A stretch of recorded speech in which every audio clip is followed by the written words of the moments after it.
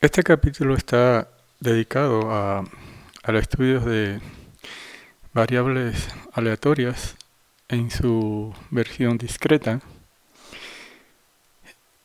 y los apuntes o las notas del capítulo van a estar aquí disponibles en el link que va a aparecer en los comentarios. Y hasta este punto tenemos, llamémoslo así, en los cimientos, una estructura que nos permite operar con eventos, digámoslo de esta manera, en el lenguaje de la teoría de conjuntos, y la palabra clave en este caso sería sigma álgebra o campos de eventos, como vimos esencialmente en el capítulo 1. Y sobre, digamos, estos cimientos construimos una función que se encarga precisamente de medir la incertidumbre que encierra la ocurrencia de un evento, y establecimos un sistema axiomático que esencialmente nos llevó a obtener reglas de cálculos, ¿no? y a su vez a otros conceptos en un siguiente nivel, llamémoslo así, ¿no? como el de probabilidad condicional, ¿no? O los distintos tipos de independencia que discutimos precisamente en el capítulo anterior a este. Ahora bien, cuando consideramos un experimento o un fenómeno, no solo vamos a estar interesados en un evento en particular, veámoslo así, ¿no? Sino que vamos a querer tener una perspectiva o una descripción, por lo pronto, al menos en algunas de las aristas de este fenómeno o de este experimento, que sea quizás, llamémoslo de este modo, un poco más completa, ¿no? Por ejemplo, si el experimento o el fenómeno que estamos considerando fuera el número de contagios en un día de una cierta enfermedad, ¿no? O peor tantito, el número de fallecimientos por una enfermedad en un día, o el rendimiento de una emisora en un mercado, ¿no? Y esencialmente cualquier cosa que tratemos de describir, de la que ciertamente no conozcamos las leyes que subyacen digamos, a la naturaleza del fenómeno, al final del día lo vamos a modelar a través de una variable aleatoria, ¿no? Entonces nos está faltando precisamente ese puente, ¿no? Entre el mundo real, veámoslo de este modo, ¿no? y la teoría que tenemos construida hasta este momento, ¿no? Y es exactamente aquí donde juega un papel el concepto de variable aleatoria, y es el que vamos a construir digamos, en esta presentación. Bueno, para eso vamos a considerar en primera instancia, vámoslo así, una función clásica en el sentido de que todos tenemos en mente, ¿no? Digamos, f de x del tipo 3 menos x al cuadrado, ¿no? Que finalmente no es otra cosa más que una parábola con un vértice en el punto x igual a 3. Y vamos entonces a restringir nuestra atención a los puntos, al punto 1, al punto 2, ¿no? Al punto 3 y al punto 4, y al punto 5 y al punto 6, ¿no? A esos 6 puntos, ¿no? Y observemos que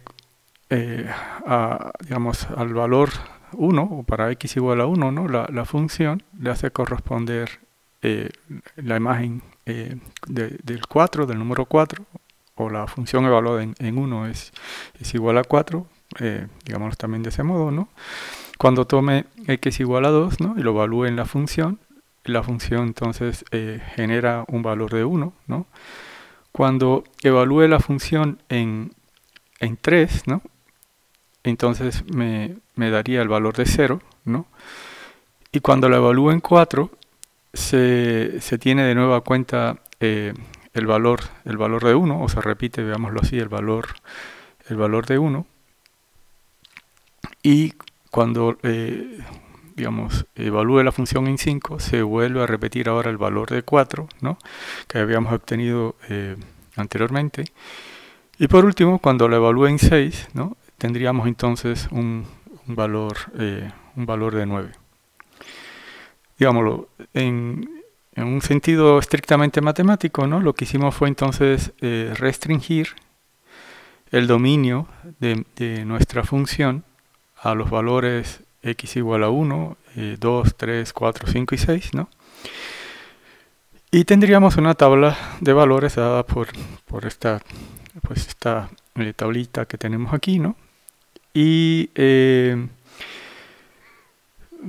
digamos, todo hasta aquí transcurre tal cual como lo conocemos en la educación preuniversitaria, ¿no? O sea, a cada valor del dominio le asociamos uno y solo un valor en la imagen, ¿no? Eso no quita que se puedan repetir esos valores en el conjunto de imagen, ¿no? Que resultan exactamente de evaluar a la función, ¿no? En el argumento que estoy considerando.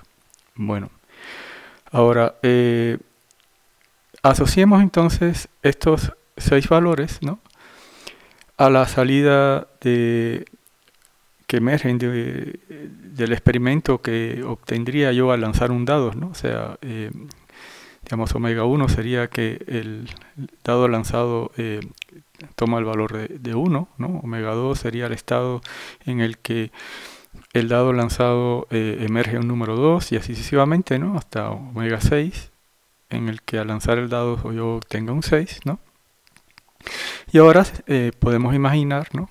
¿Por qué restringir digamos, el dominio de la función f ciertamente a esos 6 valores? Porque ahora lo que pretendo es precisamente renombrar, ¿no? La función f de x, ahora llamémosla simplemente x mayúscula, y su argumento ahora en lugar de estar expresado en términos del número real x, ahora lo voy a expresar en términos de omega, ¿no? Donde omega es el estado, ¿no? Que emerge cuando yo ejecuto un experimento aleatorio, ¿no? En este caso, ¿no? Por ejemplo, para omega 1, ¿no? Yo tendría entonces ahora que digamos que evaluar esta función en este estado y me generaría, ¿no? el número 4, ¿no? Podríamos interpretar el proceso ahora de evaluación de la función, ¿no? Como un proceso en 2 pasos, veámoslo así, ¿no? O sea, en un primer paso se ejecuta el experimento, ¿no? En este caso sería el lanzamiento de un dado, ¿no? Y con eso al final del día lo que vamos a tener es una especificación para el argumento de la función. Y en un segundo paso, veámoslo así, entonces se evalúa, ¿no? La función en ese argumento, en este caso x, veámoslo de este modo, ¿no? Y se obtiene entonces finalmente el valor de x. Bueno, entonces si hacemos esto, ahora cabe preguntarnos, por ejemplo, ¿no? ¿Cuáles serían los omegas, ¿no? Que provocan que esta función que tengo aquí, ¿no? X de omega, que provocan, por ejemplo, que x de omega sea igual a 4, ¿no? Por ejemplo, esa sería una de las tantas preguntas que podría hacerme, ¿no? Y ahora la respuesta sería, bueno, los omegas que provocan que x de omega sea igual a 4, ¿no? En este caso sería omega 1, ¿no? Que es responsable por que x de omega sea igual a 4, y omega 5, ¿no? Que es también otro valor de omega que provoca exactamente lo mismo, ¿no? Esta idea, ¿no? De preguntarse cuál es el conjunto de omegas tales que x de omega es igual a un valor, ¿no? Es equivalente a que yo, si lo dijera en el lenguaje de las funciones reales que aprendemos en el cálculo o análisis, ¿no? Es preguntarnos cuáles son los valores en el dominio que provocan que mi función y la imagen está en un cierto rango o tome un valor indeterminado, ¿no? O sea, eso nos permitiría regresarnos aquí a esta gráfica, por ejemplo, y darnos cuenta que en el fondo lo que hicimos fue fijar un nivel, ¿no? y preguntarnos cuáles son los valores, ahora sí, de mi dominio, ¿no? Que provocan que la función evaluada en esos valores esté a este nivel, ¿no? Y en este caso la respuesta sería, bueno, el valor de x igual a 1 provoca que f de x esté a este nivel, y el valor de x igual a 5, ¿no? Provocaría que la función estaría en este nivel, ¿no?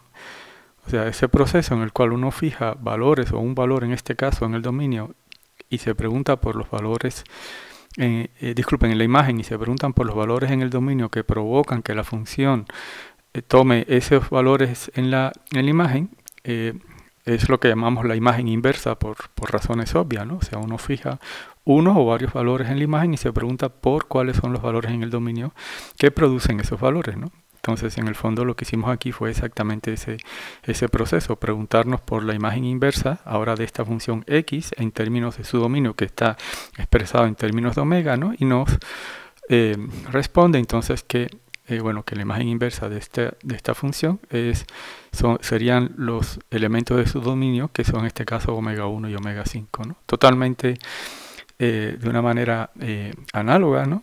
Si nos fijamos, por ejemplo, de cuáles son los omegas tales de que x omega sea igual a 1, ¿no? La respuesta sería, bueno, para eso están omega 2, en este caso omega 4 como responsable de los valores en los cuales x, ¿no? me regresa el valor 1. Si me fijase por su lado en el valor de 0, en este caso solo voy a tener un elemento en el dominio que produce ese valor, ¿no? Entonces la imagen inversa ahora en este caso de x, ¿no? Para este nivel sería omega 3. Por su lado, para digamos, para un nivel de 9, veámoslo en este modo, ¿no? La imagen inversa de x, o cuáles son los omegas que producen que x omega sea igual a 9, ¿no? Sería tan solo omega sub 6, ¿no? Bueno, ahora si a este experimento, ¿no? y a esta función que acabo de definir de este modo le agrego una, digamos, como una especificación, un campo de eventos, ¿no? como la sigma álgebra potencia de omega, ¿no? Recordemos que la sigma álgebra potencia de un conjunto no es otra cosa que la colección de todos los posibles subconjuntos, en este caso posibles de omega, ¿no? Y que habíamos discutido que digamos, la cantidad de elementos que tiene esta sigma álgebra, o la cantidad de conjuntos que contiene esta sigma álgebra, o la cardinalidad, es 2 a la cardinalidad de omega. Eso ya lo hemos discutido en presentaciones anteriores. Aquí va a haber una de estas tarjetas, ¿no? para que pueda ir a algunas de ellas. Y eso nos permitiría entonces, ¿no? observar, ¿no? que cualquiera de estos conjuntos que yo estuve construyendo aquí como imágenes inversas, ¿no? o el conjunto de los omegas tales que x omegas daba un valor preestablecido por mí, ¿no? son precisamente elementos, ¿no? o sea, estos conjuntos son, ahora sí, elementos de mi sigma álgebra f, porque sencillamente en este caso tomé la sigma álgebra potencia, ¿no? como la sigma álgebra que voy digamos, a fijar a la hora de considerar este espacio, ¿de acuerdo? Si quisiera ahora sí completar la especificación de un espacio de probabilidad, ¿no? Lo que me estaría faltando sería, para acabar la famosa terna esta que define un espacio de probabilidad, ¿no? de omega, f y p, sería especificar los distintos valores que tomaría la probabilidad de cada uno de los omega sub i que estoy considerando, ¿no? Y como estoy tratando el caso de un dado, ¿no? es bastante natural pensar, bueno, si es un dado equilibrado o justo, ¿no? Pensar que la probabilidad de cada uno de estos omegas la voy a especificar como 1 entre 6, ¿no? Y al tenerse que las imágenes inversas, ¿no? son elementos de del campo de evento de la sigma álgebra, ¿no? tiene sentido entonces ahora calcular, ¿no? la probabilidad de esas imágenes inversas, veámoslo así, ¿no? o sea, la probabilidad de los conjuntos de los omegas que satisfacen la condición que estoy ¿cómo decirlo? Fijando en este caso, por ejemplo, fijando que x es igual a 4, ¿no? Y en este caso, eso nos conllevaría a considerar la probabilidad de este conjunto, el cual sé que es un evento o un elemento de esta sigma álgebra, ¿no? Y eso me permitiría entonces calcular que la probabilidad de este evento, ahora ya sé que es un evento porque está aquí, ¿no? La probabilidad de este evento sería la probabilidad de este conjunto de omega 1 con omega 5, sería de 2/6, sería la suma, obviamente, de estos dos átomos que tengo acá, ¿de acuerdo? Bueno, del mismo modo, totalmente análogo, ¿no? Podría ahora sí calcular la probabilidad para cada una de las especificaciones que fui haciendo, ¿no? Digamos, del nivel en que me interesaba calcular el conjunto de los omegas tales que x omega fuera igual a ese nivel, ¿no? Y se observan, lo que hice fue recorrer, ¿no? Mi conjunto imagen, todos los posibles valores, ¿no? Ya yo sé que la imagen inversa o el conjunto de omegas tales que x de omega es igual a ese valor, ¿no? Acaba siendo, ¿no? un evento, ¿no? Eso ya lo tenemos muy claro porque estoy tomando aquí la sigma álgebra potencia, y eso me permite, habiendo especificado las probabilidades puntuales de cada uno de los elementos de omega, ¿no? Calcular las probabilidades de cada uno de estos eventos. Aquí quizás, no por obvio, no hay que dejar de observar que si hubiese yo tomado, por ejemplo, un nivel, ¿no? que no está en el conjunto imagen de esta función, lo que obtengo aquí precisamente sería entonces un conjunto vacío o el evento imposible, cuya probabilidad entonces trivialmente sería igual a ¿cómo es igual a 0, ¿no? Bueno, y ahora pues todos nos deberíamos estar preguntando si el engranaje es tan perfecto, ¿no? ¿Por qué invierto yo tiempo en esto, ¿no? O sea, ¿cuál es el punto? Si aquí todo es como un reloj suizo, ¿no? Y funciona extremadamente bien, ¿no? Bueno, la pregunta emerge, por ejemplo, si en lugar de haber tomado la sigma álgebra F que tenía en la lámina anterior, ¿no? Esta que sería la sigma álgebra potencia, yo hubiese tomado otra de las tantas sigma álgebras que hemos considerado en los talleres para el lanzamiento de un dado, por ejemplo esta sigma álgebra que solo distingue entre los lanzamientos impares, veámoslo así, y los lanzamientos pares. Aquí lo que hay que observar es que inmediatamente tenemos una situación totalmente distinta, ¿no? Por ejemplo, cuando ahora yo me pregunte cuál es la imagen inversa, si la imagen inversa de este conjunto de x para este valor, ¿no? Si el conjunto que emerge de considerar la imagen inversa a ese nivel forma parte de la sigma álgebra que estoy ahora hipotéticamente fijando, ¿no? Que subyace a mi espacio de probabilidad, lo que hay que observar que en este caso, ¿no? Este conjunto no forma parte de esta sigma álgebra, por ejemplo.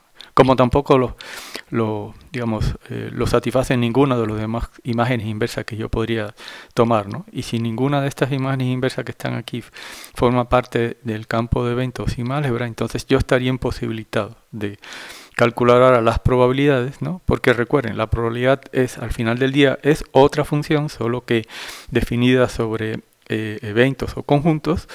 Y si no forman parte del campo de eventos, no tiene sentido entonces calcular probabilidades de cosas que no pertenecen a ese campo, digamos, al campo de eventos, ¿no? Bueno, ahora bien, de las prácticas con sigma álgebras y campos de eventos en nuestros talleres y demás, ¿no? Emergió que esencialmente para describir un experimento, ¿no? Lo que ciertamente es relevante son estos llamados átomos, ¿no? Que emergen cuando yo estoy considerando un experimento, ¿no? En este caso yo tendría que los átomos que yo ocupo ciertamente para describir lo que estoy observando, ¿no? Estarían dados por estos cuatro conjuntos que estoy aquí, ¿no? Que inserré aquí en el recuadro, ¿no? Y sabemos que una vez que identifico cuáles son mis átomos, ¿no? Construir entonces la sigma álgebra es una cuestión, ya quizás más natural, ¿no? O sea, lo natural aquí sería entonces tomar, más aún cuando estoy en el caso discreto, sería la sigma álgebra ahora potencia, pero de los átomos, ¿no? De todas maneras, aquí en la parte superior derecha del vídeo va a aparecer una de estas tarjetas por si gusta considerar la discusión que tuvimos en el capítulo 1 acerca del rol que juegan los átomos en la construcción de álgebras, ¿no? En este caso tendríamos, ¿no?, que yo tendría ahora sí, veámoslo de este modo, cuatro átomos, y eso conduce a que la álgebra potencia que voy a considerar tendría entonces 2 a la 4, ¿no? En total 16 elementos, ¿no? Y obviamente vacío y omega tienen que estar ahí, ¿no? Después vendrían los elementos, digamos, los conjuntos que solo contienen un elemento, los que contienen 2, los que contienen 3 elementos, los que contienen 4 estarían en esta zona, y los que contienen 5, ¿no? Y bastaría entonces de nueva cuenta, una vez que yo tengo, veámoslo así, mi sigma álgebra totalmente especificada, que en este caso estaría denotada como f sub 2, ¿no?, de especificar ahora sí de nueva cuenta cuáles son las probabilidades que necesito en este caso especificar, y serían finalmente las probabilidades que le tendría yo que asignar a los átomos para seguir en la línea de que estoy trabajando con una digamos, con un dado balanceado, ¿no? La probabilidad de los conjuntos que contienen un solo elemento le daría de probabilidad de un sexto, ¿no?, 1 entre 6, y los conjuntos que contienen 2 elementos tendrían entonces una probabilidad de 2 entre 6, ¿no? Y con ello, ¿no?, podríamos entonces ahora sí de nueva cuenta calcular la probabilidad de los eventos que a mí me interesen, ¿no?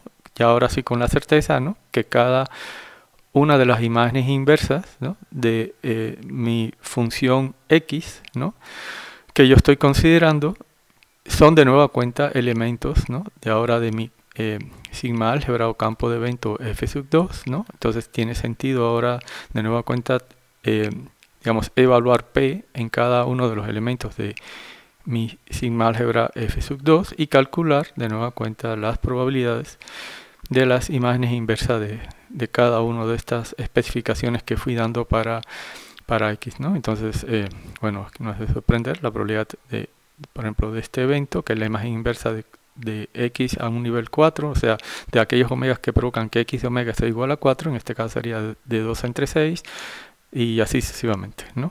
Bueno, ahora bien, en el mundo real, ¿no?, o en aplicaciones, si lo quieren ver así, estaríamos confrontando una situación un poco distinta. O sea, es como si tuviéramos una caja veámoslo así, del color de la preferencia de ustedes, ¿no?, donde digamos, digamos, no tengo acceso realmente ahora sí a las especificaciones del experimento, o la naturaleza esconde de mi vista el experimento, ¿no? Y yo lo único que voy a tener acceso ciertamente, ¿no?, es que cada vez que yo ejecute mi experimento, observe el fenómeno, ¿no?, lo que voy a tener es un valor para esa función, ¿no?, que le asigna a cada estado del experimento. Una vez que yo lo ejecute, le asigna un valor, ¿no? En este caso en particular, ¿no?, cada vez que, digámoslo así, el experimento se ejecute, ¿no?, yo tendría acceso a un valor 0, ¿no?, o al valor 1, o al valor 4, ¿no?, y al valor, ¿cómo decirlo?, 9. Insisto, sin saber ciertamente qué es lo que está pasando ahí dentro de la caja, ¿no? Y eso, obviamente, la primera gran observación es no nos permitiría tener un vínculo con el experimento que ciertamente se está desarrollando ahí dentro de la caja, ¿no? Pero quizás para irlo adelantando, ¿no?, o sea, la pelea no está perdida, ¿no? O sea, digamos, ese vínculo se puede ciertamente restablecer más adelante cuando entremos en la discusión de los temas de estadística, porque digamos, parte de lo que haremos en estadística, aunque en el propio curso de probabilidad habrán algunas, o ya existieron, de hecho, cuando aquí en la parte superior derecha vamos a tener ¿cómo decirlo?, una de estas tarjetas haciendo alusión a cómo arrancarle probabilidades a la naturaleza. Eso fue una de las presentaciones que ya están disponibles, ¿no? Y insisto, la estadística nos permitiría en cierto modo restablecer o tener una una idea de qué es lo que está pasando, digamos, dentro de esa caja, ¿no? El desafío, veámoslo de esta manera, consiste entonces en formular, ¿no?, una condición que garantice que ahora sí que cualquier pregunta que uno se haga, ¿no?, para X pueda ser abordada desde una perspectiva de probabilidad, ¿no?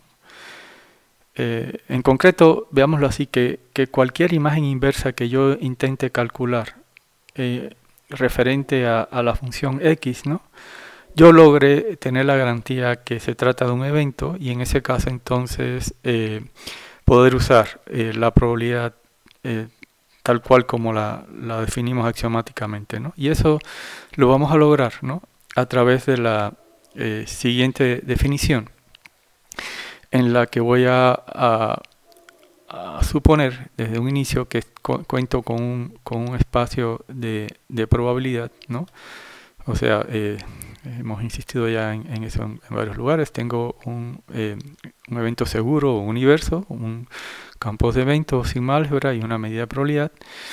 Y estoy considerando ahora una función, y déjenme insistir porque eso es algo que siempre genera un cierto tipo de confusión.